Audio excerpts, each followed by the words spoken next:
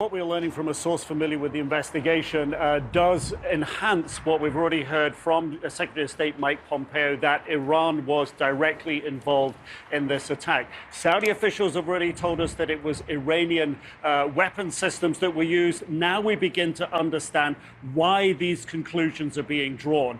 Some of the missiles fell short. They fell in the northern desert in Saudi Arabia, which indicates that the missiles came from the north. The fact that they fell in the desert and some of them didn't explode properly has given investigators, both U.S. and Saudi weapons expert investigators, the opportunity to examine some of the devices in detail and draw these forensic conclusions that the origins of these were in Iran. They also bear a resemblance to weapon systems that have been put on public display by Iranian authorities in the past. But perhaps the most significant detail that's emerged here is that the investigators so far believe, both Saudi and U.S. investigators believe, there is a very high probability that these low-altitude, drone-enhanced cruise missiles took off from Iranian bases inside Iran, close to the border with Iraq, that they flew into Iraqi airspace, down through Kuwaiti airspace and into Saudi Arabia. Now, what the Saudis have said so far is that they cannot yet determine that. This is their official position, that they continue the investigation, but they will take an appropriate response, that they have the capacity and the will to respond forcefully to this type of aggression, if that's what they so determined to do. A very high probability that they were launched from Iran close to the Iraqi border, though not definitive yet, which is interesting. They're not making a definitive statement. Nick Payton-Walsh, to you in Tehran, what has the Iranian government been saying about this, about whether or not they're responsible in any way for the launch, and what's their new position on negotiations? From the start, Iran has said we have nothing to do with this. From the beginning, when Mike Pompeo, the US Secretary of State, accused them directly in 2 tweets, to even as late as last night, when Iranian President Hassan Rouhani said that he intimated this was still Yemeni Houthi rebels who were behind that attack, calling it reciprocal for the damage done to Yemen by a Saudi-backed air campaign there in the brutal, barbaric civil war. And I have to point out also, too, much of the world has been waiting for the evidence here, the actual pieces of missile, the radar, possibly that's been declassified, how these conclusions been made to. So those would be questions being asked by Iranian officials here too, who categorically have denied involvement since the beginning. We move on, though, to where we go potentially next with this. Donald Trump has vacillated about military intervention and even about negotiations too. Well, we have a definitive line from the most supreme voice available in Iran, the supreme leader Ayatollah Ali Khamenei, who has said today very simply that there will be no negotiation with the United States at any level.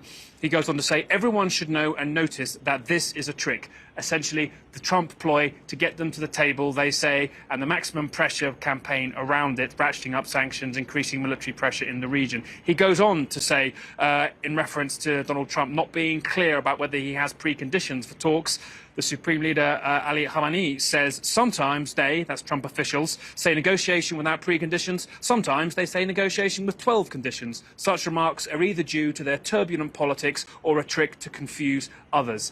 He also goes on to suggest that possibly in the future, in this sort of humiliating parallel universe, that Donald Trump apologizes, retracts his comments, gets back into the nuclear deal that was signed by his predecessor Barack Obama. He may then be allowed to join the multilateral talks around that nuclear deal. Essentially, the most authoritative voice in Iran saying there will be no talks for now. He even says unanimously this has been agreed with the president and the foreign minister, being sure that no one in Iran's government can be in any doubt there will be no negotiations. Which leads to the next question, what next? Iran says it was not them. US and Saudi Arabia are building a case, at times aggressively, at times haphazardly, to suggest that it was them. Do we see a military response? Donald Trump is clear that he doesn't want that to be obviously his next move. He says he doesn't want to start wars, but we are in uncharted territory here. No attack of this magnitude has been launched in the building tension of the past months. And so the question now really is, given there's not really an obvious diplomatic off-ramp available, where do we go from here? President Trump's former campaign manager stonewalling the House Judiciary Committee as its first official impeachment hearing turned into a spectacle. Mr. Lewandowski, is it correct that as reported in the Mueller report on June 19, 2017, You met alone in the Oval Office with the president. I said, Is there a book and page number you can reference me to, please? I don't have a copy of the report in front of me. Corey Lewandowski never worked for the Trump administration, but that didn't stop the White House from instructing Lewandowski to limit his testimony to what was covered in Special Counsel Robert Mueller's report. Congressman, the White House has directed I not disclose the substance of any discussions with the president or his advisors to protect executive branch confidentiality. And I recognize this is not my privilege, but I am respecting the White House's decision. The White House blocked other former White House aides, Rob Porter and Rick Dearborn, from testifying at all.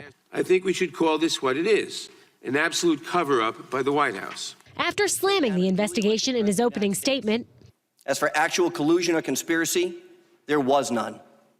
What there has been, however, is harassment of this president from the day he won the election. Lewandowski did acknowledge that President Trump asked him in 2017 to deliver a message to then Attorney General Jeff Sessions, asking Sessions to limit the Mueller probe and not investigate the Trump campaign.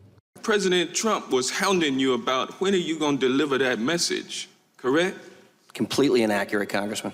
Well, he asked you about it a few times, didn't he? No, he did not. He never asked you whether or not you had delivered that message? Not on multiple occasions, no. One occasion, okay? He did mention it on one occasion to you. I don't know if that's in the report, sir, or not. Lewandowski tried to arrange a meeting with Sessions at Lewandowski's office rather than the Justice Department. Well, Jeff and I are friends socially, and I want to have the opportunity to have a meal with Jeff and relay the conversation which the president asked me to ask Jeff to consider giving.